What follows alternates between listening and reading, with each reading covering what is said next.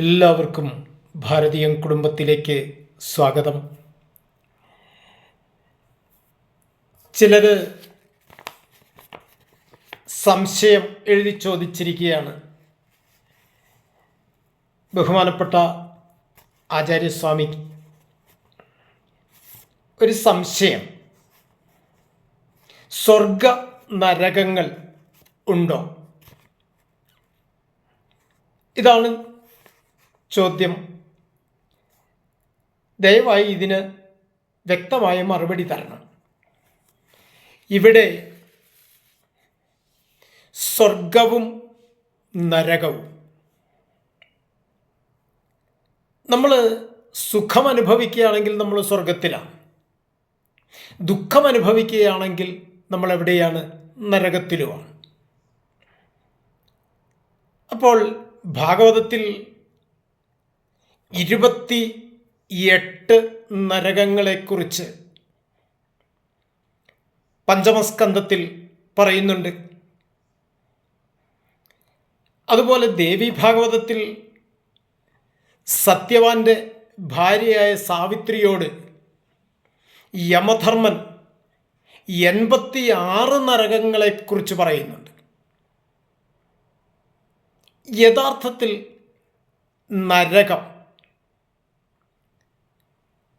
സ്വർഗം, അപ്പോൾ സ്വർഗവും നരകവും എവിടെയാണ്? ഇപ്പോൾ ഭാഗവതത്തിൽ പറയുന്നത്, ത്രൈലോക്യത്തിന് തെക്കേ ഭൂമിക്ക് മുകളിലായി സരോജാലയാണ്ടാംഭോ നിധി തന്മീതേ നരകങ്ങൾ. അപ്പോൾ ഈ 3 ലോകത്തിനും ത്രൈലോക്യത്തിന് തെക്കേ ഭൂമിക്ക് മുകളിലായിട്ട് സരോജാലയാണ്ടാംബോ നിധി എന്ന് പറഞ്ഞാൽ ബ്രഹ്മാണ്ട സമുദ്രം എന്ന് സാരം. ഈ ബ്രഹ്മാണ്ട സമുദ്രത്തിനും മുകളിലാണ് നരകങ്ങളെന്നാണ് പറയുന്നത്. അപ്പോൾ ഇത് പറയുന്നത് ശ്രീശുക ബ്രഹ്മർഷിയാണ്, വേദവ്യാസൻ്റെ പുത്രനായ ശ്രീശുക ബ്രഹ്മർഷിയാണ് ഈ രഹസ്യം പരീക്ഷത്തിനോട് പറയുന്നത്. യഥാർത്ഥത്തിൽ ഈ സരോജാലയാണ്ടാംബോ നിധി എന്ന് പറയുന്നത്, അഥവാ ഈ ബ്രഹ്മാണ്ട സമുദ്രം എന്ന് പറയുന്നത്, നമ്മളൊന്ന് ചിന്തിച്ചു നോക്കിയാൽ നമുക്ക് മനസ്സിലാകും. ഈ സംസാര സമുദ്രം തന്നെയല്ലേ? അതായത് ഈ ഐഹികം തന്നെയല്ലേ? ഇവിടെയല്ലേ സ്വർഗവും നരകവും? ഇത് നമ്മുടെ മനസ്സിൻ്റെ സൃഷ്ടിയല്ലേ? മനസ്സുകൊണ്ട് സുഖമനുഭവിച്ചിരുന്നാൽ നമ്മൾ സ്വർഗത്തിലാണ്. നിരന്തരമായി ദുഃഖപീഡിതമായ മനസ്സോടുകൂടിയിരിക്കുന്നവൻ നരകത്തിലുമാണ്. ഇതുകൊണ്ടാണ് മുകുന്ദമാലയിൽ കുലശേഖരയാഴ്വാർ പറഞ്ഞു, ദിവിവ ഭുവിവ മമാസ്തുവാസോ നരകേവ നരകാന്തക പ്രകാമം അവധീരിത ശാരദാരവിന്ദൗ ചരണൗ തേ മരണേപി ചിന്തയാനി.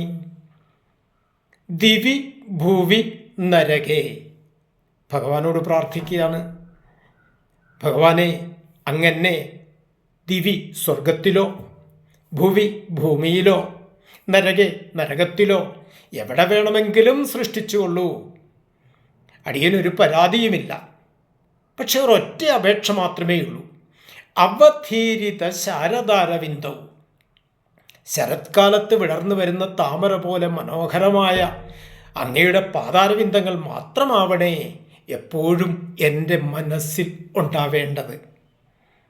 ഇതിൻ്റെ അർത്ഥം എന്താണ്? ഏകാഗ്രമായ മനസ്സിന് ഭൂനരക സ്വർഗ ചിന്തകളൊന്നും ഉണ്ടാവില്ല. ഞാനിരിക്കുന്ന നരകത്തിലാണെങ്കിലും എൻ്റെ മനസ്സ് ഭഗവാന്റെ പാതാരവിന്ദങ്ങളിലാണെങ്കിൽ എനിക്ക് നരകാനുഭൂതി ഒരിക്കലും അനുഭവപ്പെടില്ല. അതുപോലെ ഇത് എല്ലാം മനസ്സിൻ്റെ സൃഷ്ടിയാണ്. മനസ്സെന്താണെന്ന് ഞാൻ നേരത്തെ തന്നെ സൂചിപ്പിച്ചിരുന്നു. അപ്പോൾ ഇങ്ങനെ സ്വർഗവും നരകവും നമ്മൾ ഇവിടെ തന്നെ അനുഭവിച്ചു പോകേണ്ടതാണ്. അപ്പോൾ അതൊക്കെ നമ്മളാണ് ചിന്തിക്കേണ്ടത്. എനിക്ക് സ്വർഗം വേണമോ, അഥവാ ഞാൻ നരകം ആണ് അനുഭവിക്കേണ്ടതോ, എന്താണ് എന്ന് ഓരോ വ്യക്തിയും സ്വയം തീരുമാനിക്കേണ്ടതാണ്. ഇത് മനസ്സിലാക്കിക്കൊണ്ടല്ലേ മഹാകവി ഉള്ളൂർ പ്രേമസംഗീതത്തിൽ പറഞ്ഞത്, നമുക്ക് നാമേ പണിവത് നാഗം നരകവും അതുപോലെ. നമുക്ക് സ്വർഗം പണിയുന്നതും നരകം പണിയുന്നതും നമ്മൾ തന്നെയാണ്. അപ്പോൾ ഈ ഭാവം നമ്മുടെ മനസ്സിൽ എപ്പോഴും ഉണ്ടാവേണ്ടതാണ്. എല്ലാവർക്കും നമസ്തേ.